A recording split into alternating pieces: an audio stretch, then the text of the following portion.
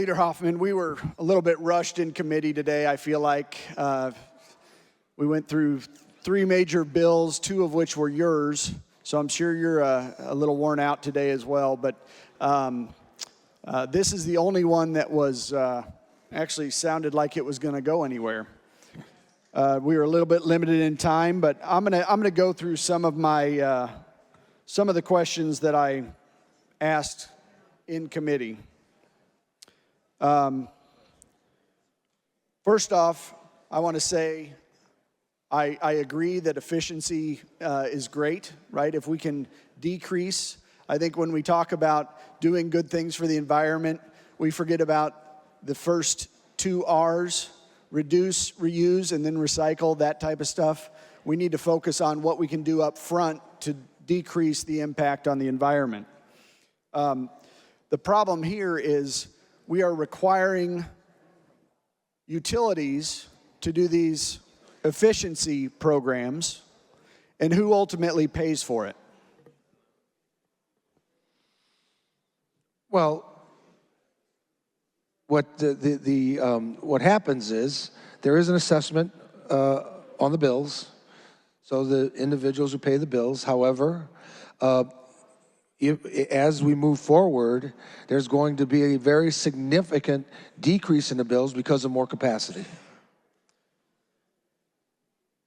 Because of more capacity. We already know that we're adding electric cars, and then we're adding data centers, and we're adding all these different things that increase the need for energy. So at best, we can hope that the energy needs stay level, which we know they won't. So ultimately, taxpayers, ratepayers, not taxpayers, ratepayers, who are also taxpayers, will pay the cost of this. Also, if the cost of energy does go down, the cost to deliver that energy will go up, because you still have to maintain the same infrastructure to deliver less megawatts. As we talk about the battery portion of this, I read a little piece from the IPA study that talked about RECs, renewable energy credits. And what it said was purchases of RECs would be paid for using ratepayer collections made by that utility. So the ratepayers are paying for RECs. We're adding RECs to the battery portion, which I forget what they called it. It was something a little bit different, but pretty much the same idea. And it also says that ratepayers are going to pay for those as well. So we've got them paying for efficiency programs. We've got them paying for RECs from prior bills. We've got them paying for the new RECs for the batteries. The only thing that I'm seeing in this bill is guaranteed rate increases. There's no guaranteed cuts, including the power that we're giving to the ICC and the IPA,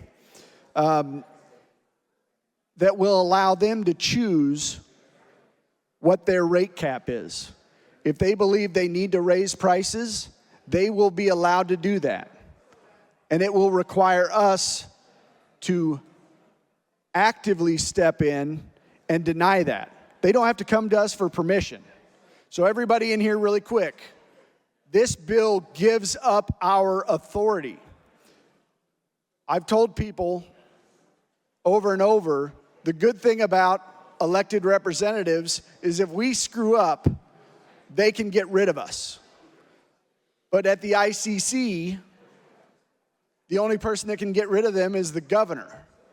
So the reality is we are turning over the authority of us, the General Assembly, as elected officials, to an unelected bureaucracy.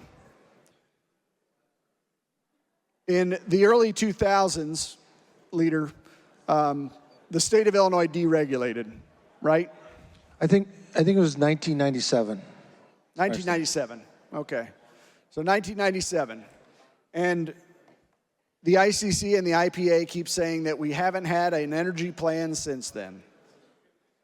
I would argue that they don't need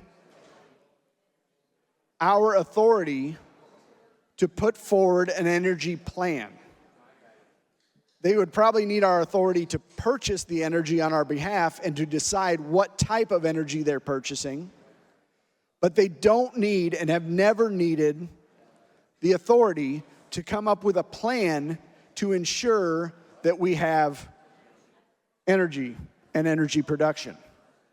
The only thing that would help us at this point is energy production, the actual production of energy, right? The reason why we've seen prices go up nationwide is because of policies like the state of Illinois has produced, right? Taking base load generation, that's the stuff that you can rely on all the time, and replace it with solar panels that produce energy when the sun's shining, or wind mills that produce when the wind's blowing. Now, when it's super hot or really cold, grandma's gonna want to make sure that she's warm enough in her home or cool enough in the winter. What guarantee do you have for grandma who's on a fixed income that her rates are not going to go up? Because the only guarantees, as I said earlier, are ratepayers are paying more for something. Well, I can guarantee you this. If we do nothing, our rates are going to continue to climb through the roof. It's happening not just here. It's happening throughout the entire Midwest. It's happening on the East Coast. It's happening on the West Coast. There are a lot of reasons for that. I would say it's simple supply and demand. The demand is increasing and the supply isn't, right? So this bill attempts to address that.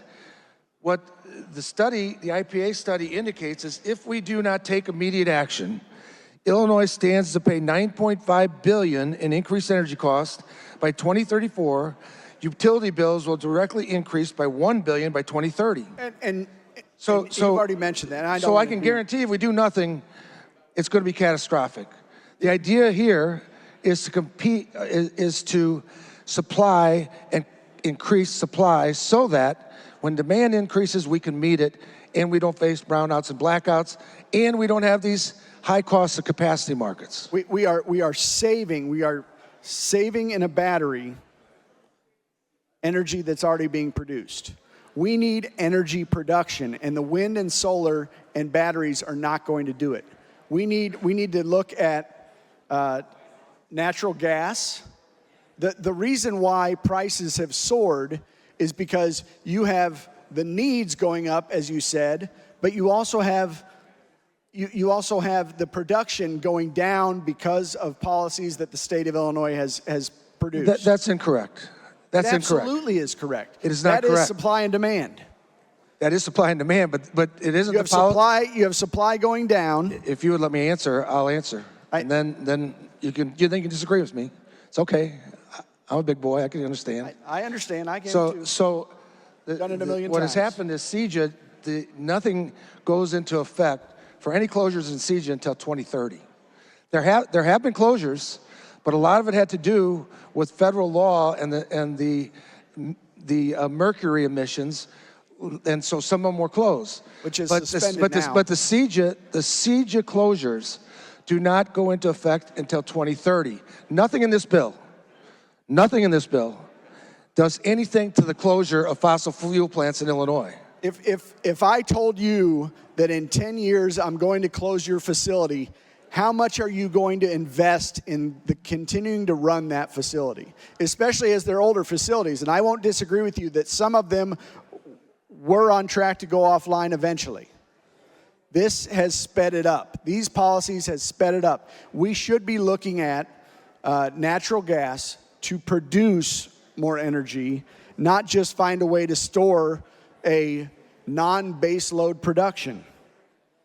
The reality is we've passed FEJA, which increased rates. We've passed CEJA, which increased rates. And now we're going back to ratepayers saying, oh, give us one more try. Third time's a charm. Let us pass this, and it'll lower your rates. The reality is that none of this will be online for at least 5 years.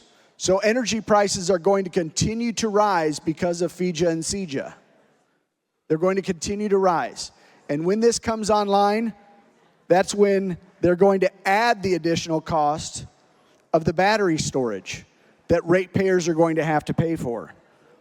If you vote for this bill, it is a guaranteed rate increase to ratepayers, and there may possibly be some savings down the line. Now, I agree that we need to do something, but basic battery storage in 5 years, we could have real production in 7 years. So I urge everyone to vote no. If you vote for this, you are voting to raise energy rates on your constituents.